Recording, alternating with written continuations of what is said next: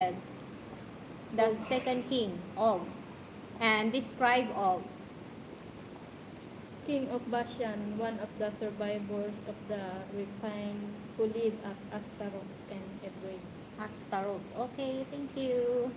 Sister Nian, verse 5. Which place of ruled? Rolled over the Mount Hermon, Selka, and Salita, yan? Silka.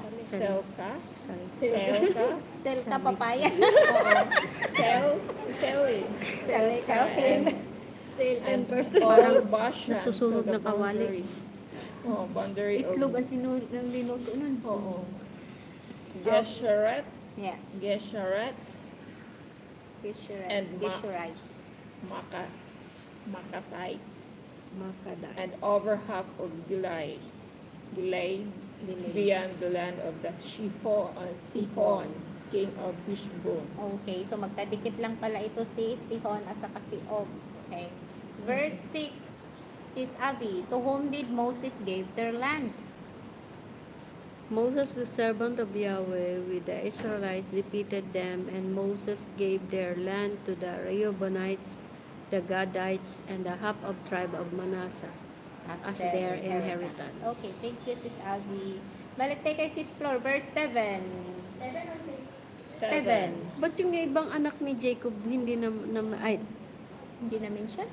puro lang si Reubenites. Reuben, si Gad, saka si Hindi ba hindi na mention? si half tribe ni Manasseh. Verse 7, there are two questions. Question 1, from which area these kings of the country whom Joshua and the Israelites defeated?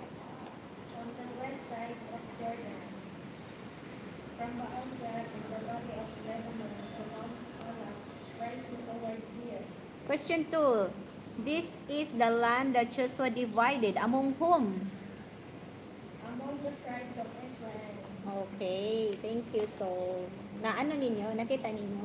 Ito yung King Sihon, at King Og na land na nakantir nila, binigay nila kay Gadites. Gadites, Reubenites, at half tribe of Manasseh. Ito namang nakantir nila ni Joshua at saka sa Israelites, mga Israelites, binigay, ito yung land na dinidivide niya sa mga Israelites talaga.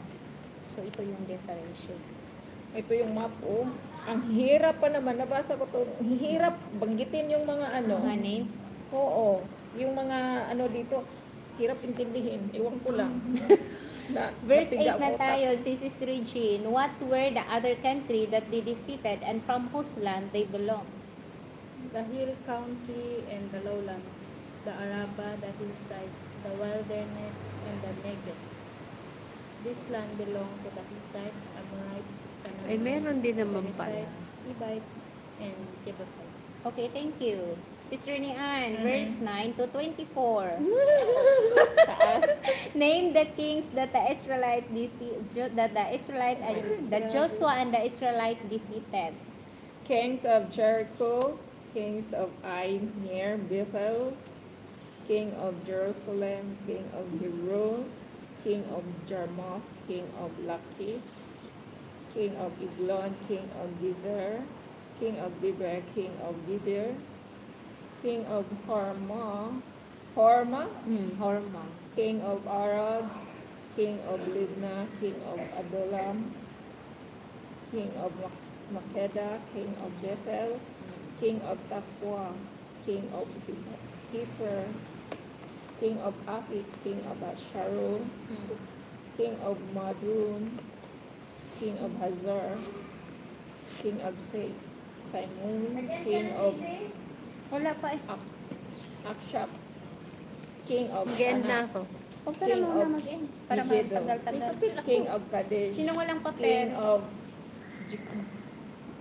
Jokni in Carmel, King of Dor in the hillside of Dor, King of Guim in Galilee, and King of the Oo, kahit Izar. sa mga ninyo, mga Thank premier nyo, hindi ako Kings, makapasok. the total of 31 kings that Joshua defeated. Sinong walang papel? Wala akong ballpen. Walang ballpen. Sinong may ballpen dyan? Pahiram. Pahiram.